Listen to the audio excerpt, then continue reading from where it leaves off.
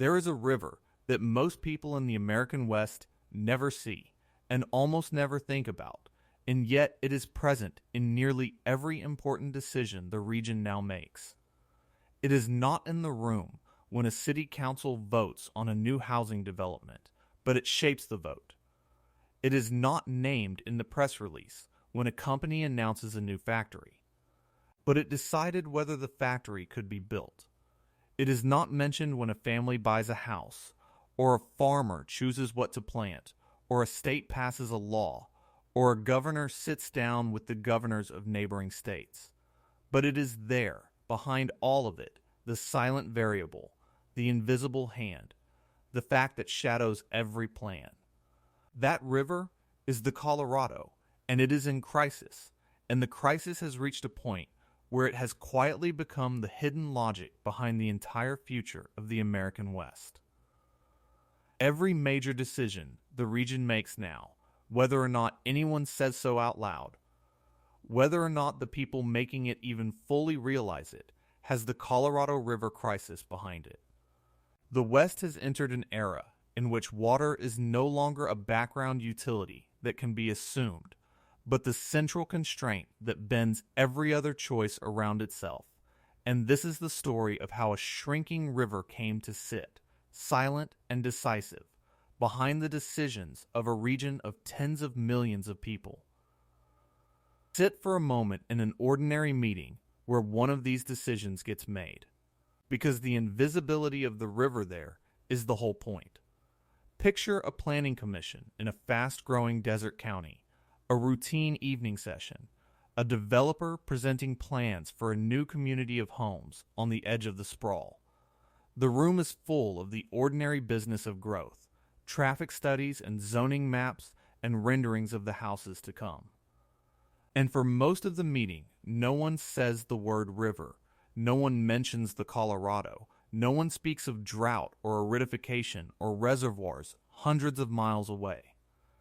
And yet the entire meeting is happening inside a box drawn by that river, because before this development can be approved, someone had to certify that there is water to serve it, and that certification traces back through a chain of allocations and rights and rules to the shrinking flow of the Colorado. The developer knows it. The planners know it. The decision they are making, which looks like a decision about houses and roads, is at its foundation a decision about water, and the water in question is running out. This is how the river sits behind the West's decisions. Not as a topic openly debated, but as a constraint quietly built into the rules, present in the room without being spoken, the invisible boundary around what the meeting is even allowed to approve. Multiply that meeting across every county and city and boardroom in the region, and you begin to see how a river most people never think about has become the silent author of the West's choices. To understand how this happened, you have to understand what the Colorado River is to the American West, because it is not merely one water source among many. It is the water source, the artery that made the modern West possible, the river that a whole civilization in the desert was built upon. It supplies water to something on the order of 40 million people across 7 states and into Mexico. To great cities that rose in places where cities have no natural business being. To some of the most productive farmland in the country. To the industries and the power plants and the sprawling suburbs of one of the fastest growing regions in the nation. For most of the last century, the West grew on the strength of this river and the vast system of dams and reservoirs and canals built to harness it, grew on the confident assumption that the water would always be there, that engineering and ambition had permanently solved the problem of aridity, that the desert could be made to bloom without limit.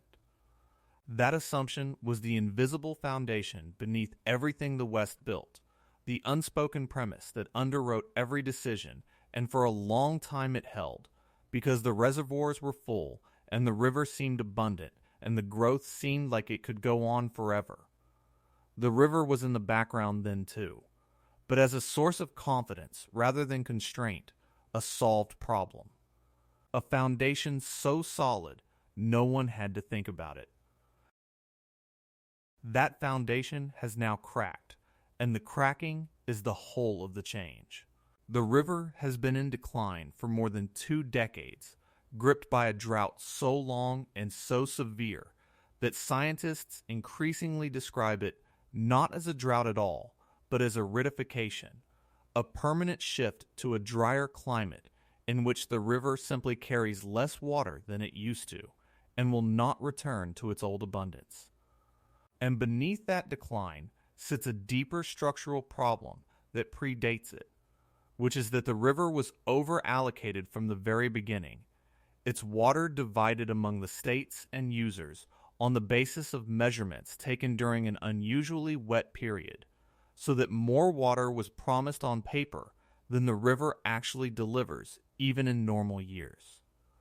A river carrying less and less water, divided among users entitled to more than it holds, is a river in a slow, grinding crisis, and its great reservoirs, the enormous banks of stored water that were supposed to buffer the difference, have been drained down toward record lows as they absorb the growing gap between what the river provides and what the region consumes.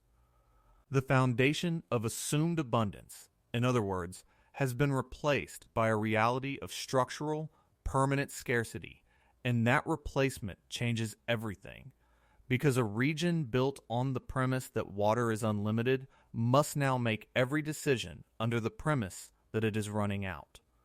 The way the river actually enters these decisions, the concrete mechanism, is worth understanding.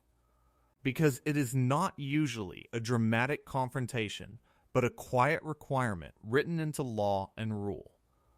Parts of the West have adopted the principle that new development must demonstrate an assured supply of water, a requirement that a builder prove there is enough water to serve a new community for a long horizon, often 100 years, before it can be approved. It was a far-sighted idea, meant to prevent people from building homes that would run dry, and for years it was a formality, because the water seemed abundant enough that the proof was easy to provide. But as the river has shrunk and the honest accounting of available water has tightened, that requirement has transformed from a formality into a barrier, because the water that must be proven is increasingly water that does not exist, or that is already promised elsewhere. And this is only one example of the many rules, allocations, priorities, and legal instruments through which the river's scarcity is translated into concrete limits on what can be done. The point is that the crisis does not usually enter a decision as a debate about drought.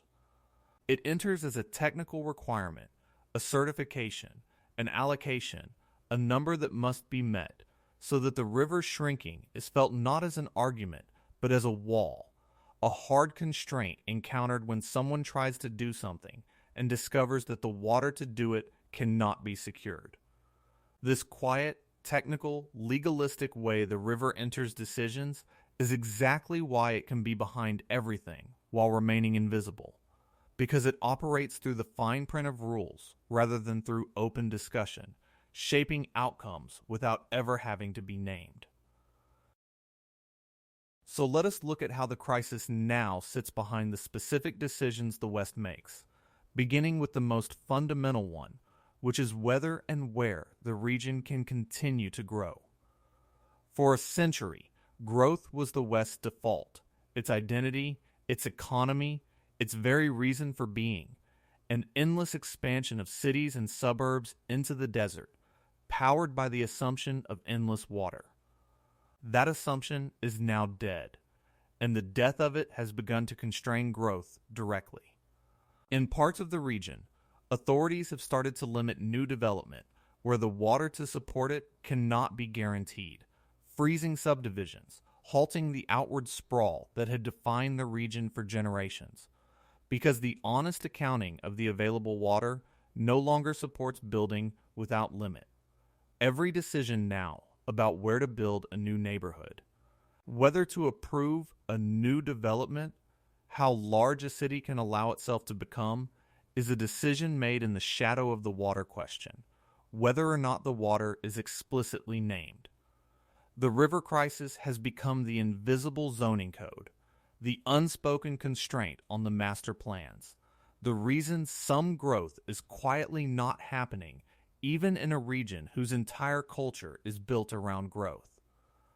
And because growth is the economic engine of the West, a constraint on growth is a constraint on everything downstream of it: the jobs, the tax base, the housing market, the whole machinery of a booming region, all of it now shadowed by the question of whether the water exists to sustain the next expansion.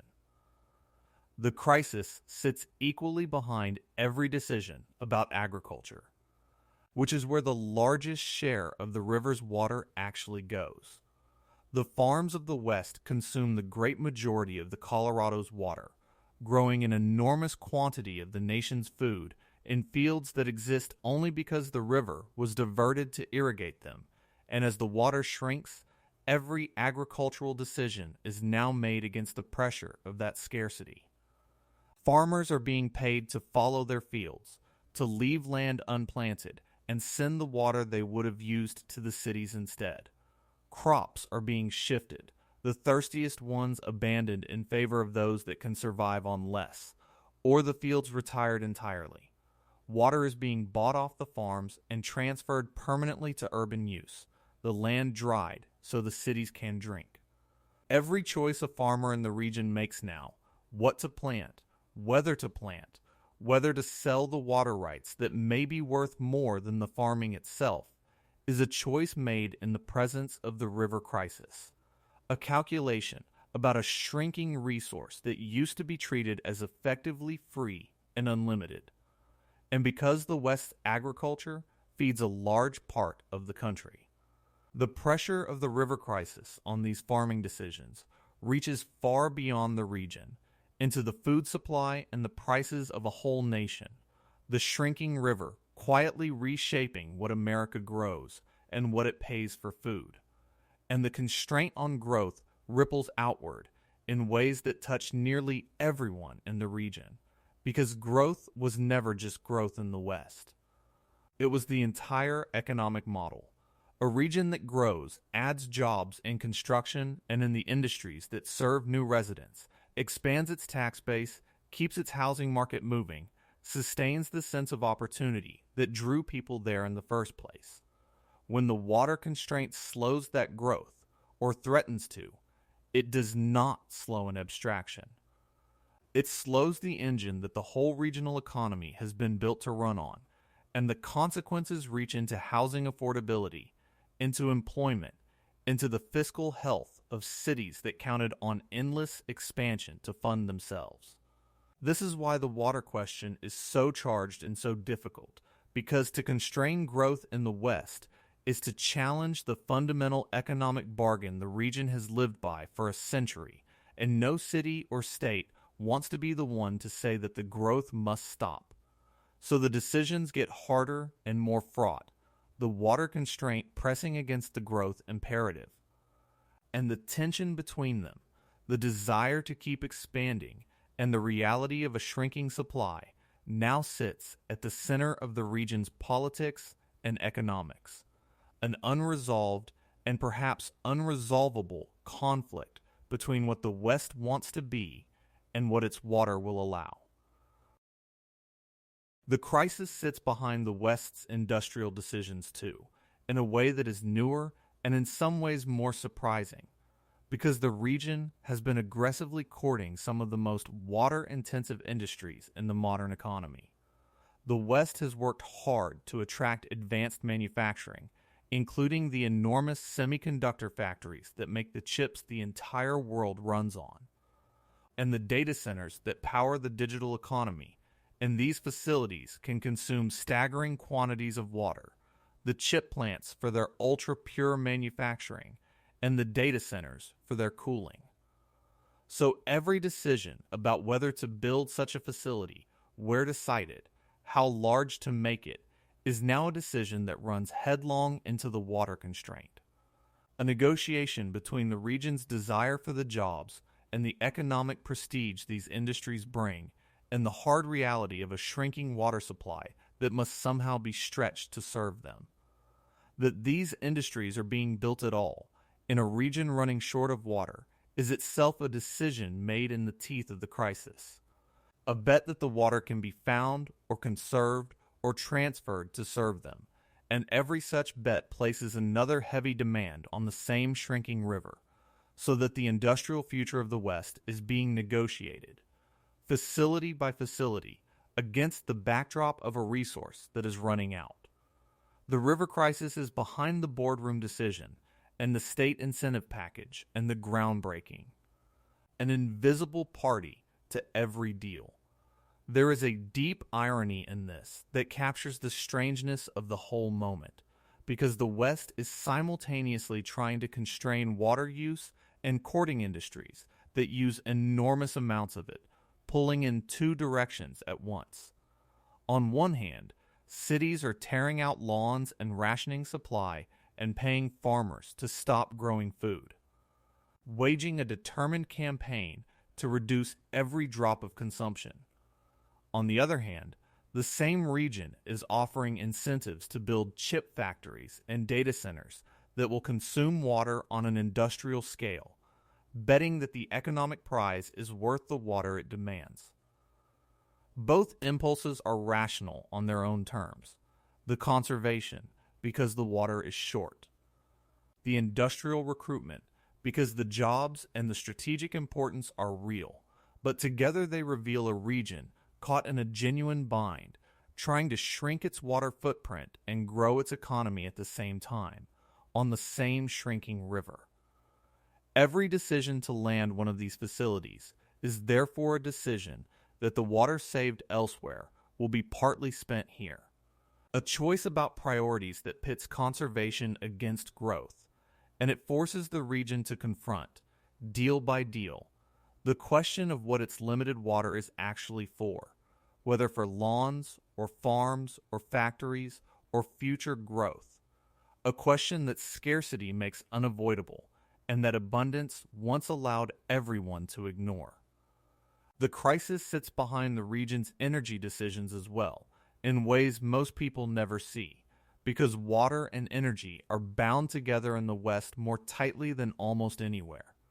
The great dams on the Colorado are not only reservoirs, but power plants, generating electricity for millions of people, and as the reservoirs fall toward the levels at which the dams can no longer generate. The region faces the loss of a major, flexible source of power, forcing decisions about how to replace it. Beyond the dams, many power plants require large quantities of water for cooling, so that the generation of electricity itself depends on the same water that is running short, and decisions about which power plants to build or retire, how to cool them, where to site new generation, are all shaped by the water constraint.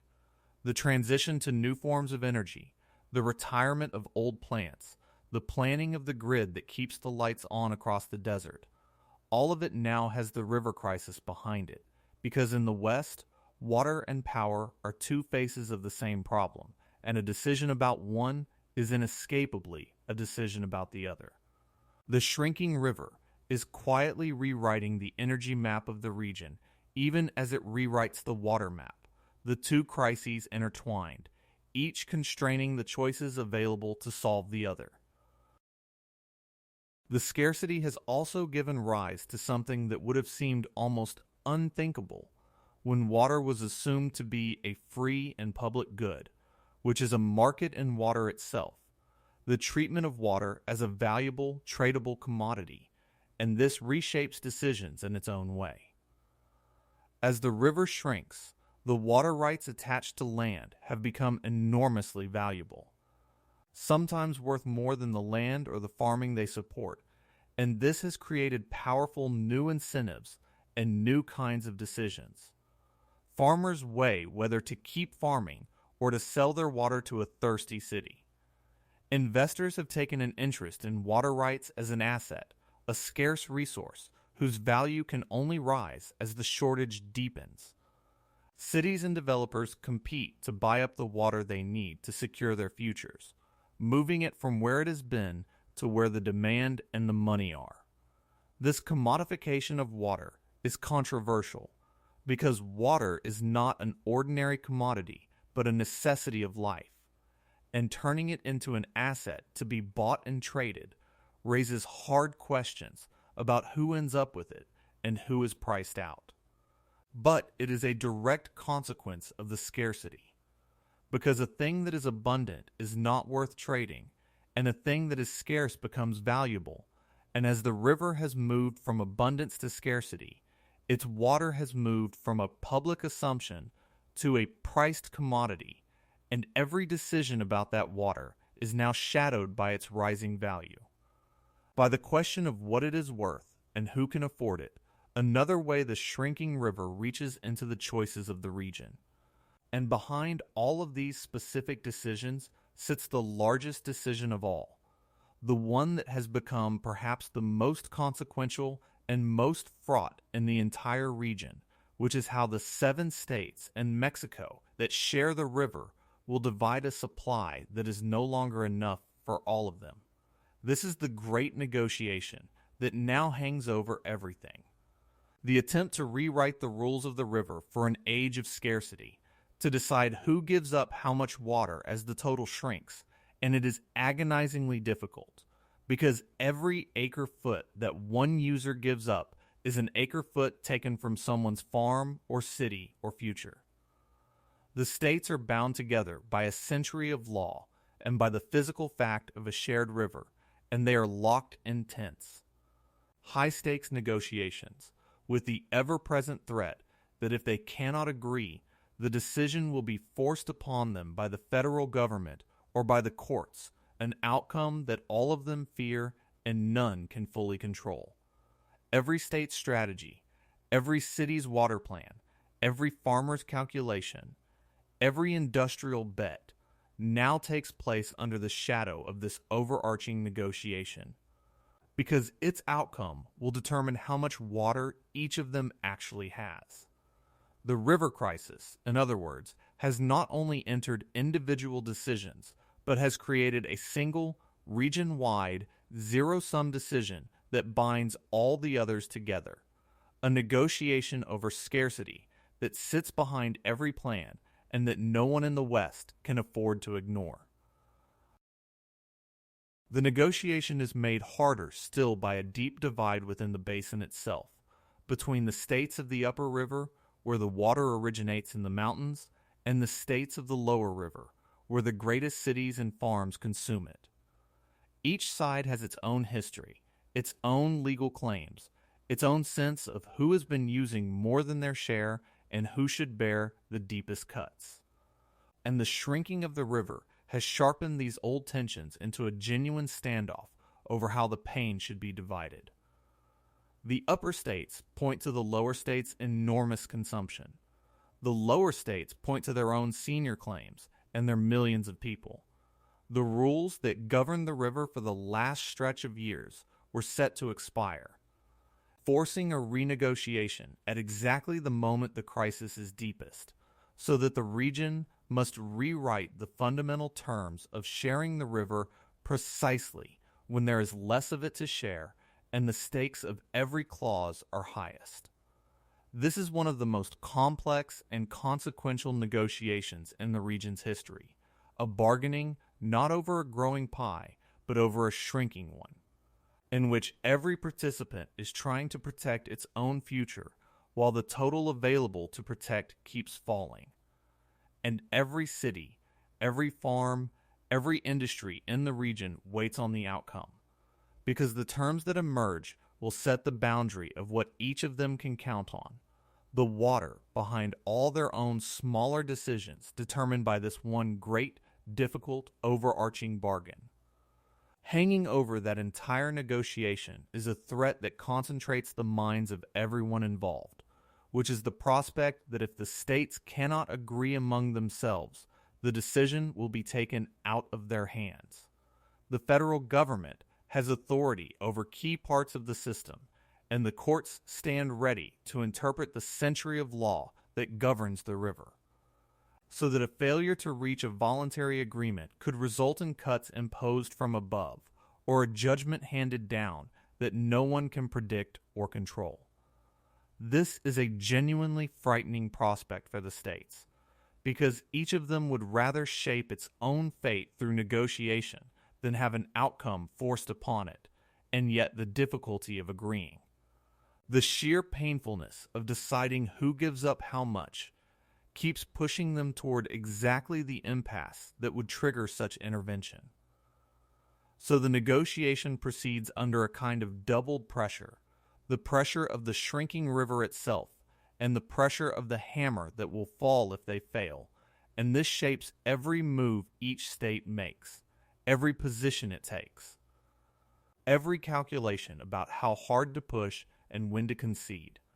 The looming possibility of an imposed solution is itself a force behind the region's decisions, driving the states toward agreements they would never make in easier times. Because the alternative, losing control of their own water future to a court or a federal decree, is one that all of them fear more than the compromises that agreement would require. There is a dimension to this that is finally receiving the reckoning it long deserved, which is the water rights of the Native American tribes of the region, and it too now sits behind the West's decisions in a way it did not before. Many tribes hold rights to Colorado River water that are in the legal order. Among the most senior of all, rights that in some cases were long ignored or left unquantified, even as the water was divided and used by others.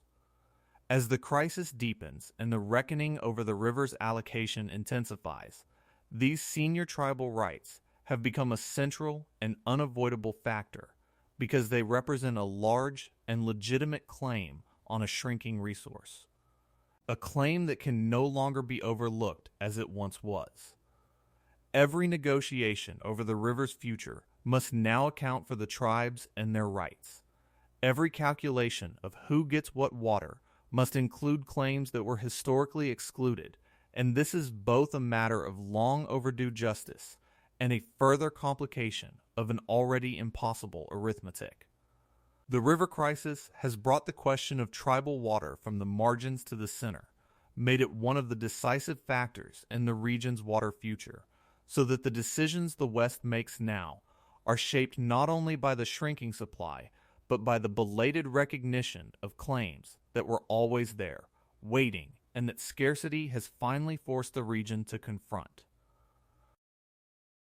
The crisis reaches, too, into the most private and personal decisions, into the choices of families and the values of homes and the calculations of the people who simply live in the West.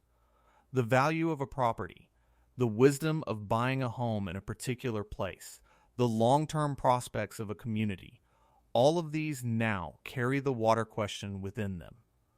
Because a place whose water future is uncertain is a place whose entire future is uncertain, and people and the markets that price their decisions are beginning to reckon with that. The choice of where to live, where to build a life, where to invest, is increasingly, even if unconsciously, a choice made in the shadow of the river.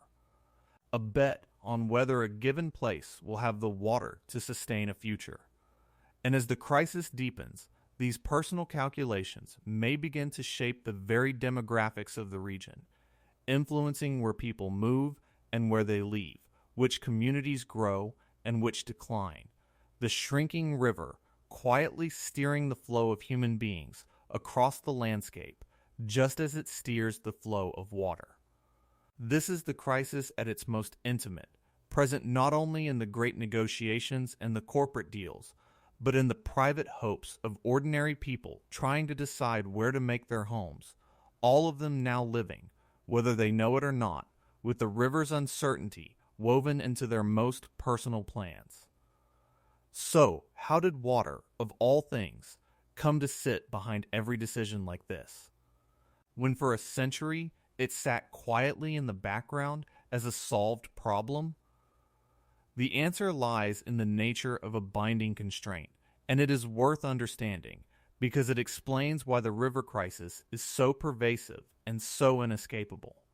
When a resource is abundant, it does not constrain decisions because there is always enough of it, and so it fades into the background, assumed and ignored. But when a resource becomes scarce, when there is no longer enough to go around, it moves to the foreground and begins to constrain everything, because every decision must now be checked against the question of whether the resource exists to support it. Water in the West has crossed exactly this threshold, from an abundant resource that could be assumed to a scarce one that must be reckoned with. And in crossing it, it has moved from the background of the region's decisions to the hidden center of them. This is why the crisis is behind everything now, not because anyone decided to make water central, but because scarcity itself makes the scarce thing central, forces it into every calculation, bends every decision around the question of the limited supply. The river did not choose to become the region's master variable. It became so the moment it became scarce, and it will remain so for as long as the scarcity lasts, which in an aridifying climate may be permanently. It is important to be honest about what this does and does not mean, because the reality is serious without being apocalyptic, and clarity matters. It does not mean the West is about to collapse, that its cities will empty and its people will flee en masse into the desert. The region is wealthy, resourceful, and sophisticated, and it is adapting, conserving water, developing new supplies, negotiating painful agreements, finding ways to stretch what it has, and it will very likely continue to function, to prosper in many ways, to remain one of the vital regions of the country. What has changed is not that the West is doomed, but that it is now constrained, that the era of assuming water and growing without limit is over, and the era of managing scarcity has begun, that every decision must now be made within the boundary of a shrinking supply rather than in the freedom of an assumed abundance. That is a profound change, a fundamental reorientation of a whole region's relationship with its most basic resource. But it is a reorientation, not an apocalypse, an adjustment to living within limits rather than a descent into catastrophe. The honest picture is of a region learning, sometimes painfully and sometimes wisely, to make its decisions under a constraint it spent a century pretending did not exist, and that learning, difficult as it is a form of maturity rather than a form of doom. Adaptation, though, has a cost and a ceiling, and honesty requires naming both, because conservation can only stretch a supply so far. New water can only be bought or built at rising expense, and the painful transfers from farms to cities remake rural communities and the food they grow. Every tool the region has is real and valuable, and every one of them buys time or margin rather than repealing the underlying shortfall. The West can adapt and is adapting, but it adapts toward a smaller, more constrained, more carefully managed version of itself, not back toward the boundless expansion of its past.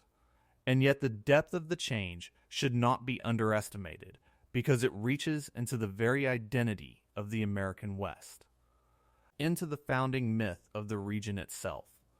The West was built on a story, the story of the frontier conquered, of nature subdued, of the desert made to bloom through human ingenuity and will, of limitless growth in a land of endless promise. That story required the assumption of abundance, the belief that the water and the land and the possibility were without limit, and the Colorado River. Harnessed and tamed was the proof of the story, the evidence that the desert could indeed be conquered. The crisis of the river is therefore not only a practical problem, but a crisis of that founding myth, a confrontation with the limits that the story always denied, a forced recognition that the desert was never truly conquered, but only borrowed against, and that the loan is now being called in. Every decision the West makes under the shadow of the shrinking river is, in a quiet way, a decision made in the ruins of that old story, an adjustment to a reality the region's founding myth insisted could never come. And that is perhaps the deepest sense in which the river crisis sits behind everything, because it sits behind the very idea the region has of itself. Forcing a whole civilization to rewrite its understanding of what is possible in the desert it chose to build upon. What this amounts to, in the end, is that the West is being forced to grow up to make the difficult transition from the expansive confidence of its youth to the sober realism of maturity, and that transition is playing out in every decision the region makes.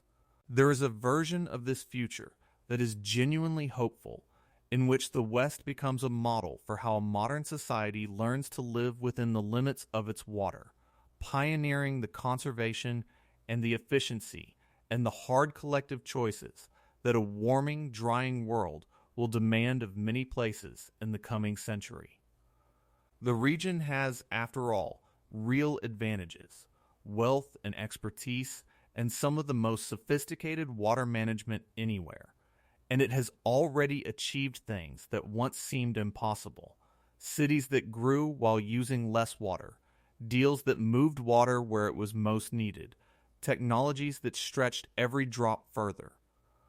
If the West can navigate its river crisis wisely, it may emerge not as a cautionary tale, but as a demonstration that a society can face the end of its abundance and adapt, can make its peace with limits and build a durable future within them, can decide deliberately and democratically how to share a scarce resource fairly.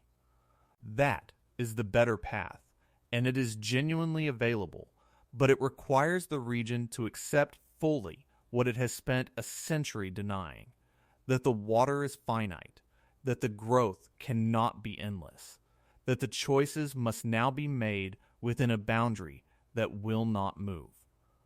The decisions the West makes now, under the shadow of the river, are the choices that will determine which future it gets. The wise adaptation, or the bitter reckoning, and that is why they matter so much, and why the river behind them carries such weight. So step back and see the whole of it, the shrinking river behind the sprawling decisions of a region. A city council votes on a development, and the river is behind the vote. A company chooses where to build a factory, and the river is behind the choice. A farmer decides what to plant, and the river is behind the decision. 7 states and a nation negotiate their shared future, and the river is behind the negotiation. A family buys a home, and the river is behind the purchase. None of them may speak its name, and many of them may not fully see it. But the Colorado River, shrunken and struggling and quietly redistributing the possibilities of an entire region, is present in all of it. The silent variable in every equation, the invisible hand behind every plan. The West spent a century building on the assumption that the water would always be there, and now it must spend the coming century making every decision under the knowledge that it will not, that the river that made the region possible has become the constraint that shapes its future. Present in every room where the important choices are made, unnamed and unseen but decisive, the shrinking river behind everything, writing the story of the West's next 100 years one constrained decision at a time. And perhaps that is the truest way to understand what has happened. That a region spent 100 years acting as though it had escaped the fundamental limit of the desert, the limit of water, and is now discovering that the limit was only deferred, not defeated, that it was borrowed against and not abolished, and that the time has come to live within it at last. There is no villain in this story, and no single moment of failure, only a civilization that grew, boldly and remarkably, in a place that could not truly sustain the growth forever. And that must now reckon with the arithmetic, it outran for as long as the reservoirs could hide the gap. The reservoirs can hide it no longer. The river has come to the foreground, quietly and irreversibly, and taken its place at the center of the region's life, behind every vote and every deal and every plan and every hope. The silent and decisive fact that 100 years of ambition could postpone but never escape. The American West was always, in the end, a negotiation with a river, and for a long time the river seemed to have agreed to terms that let the region forget it was negotiating at all. Now the negotiation has resumed on the river's terms. And every choice the West makes from here will be a line in that renewed and unavoidable conversation between a people who built a civilization in the desert and the shrinking water that will decide, in the end, how much of it can remain.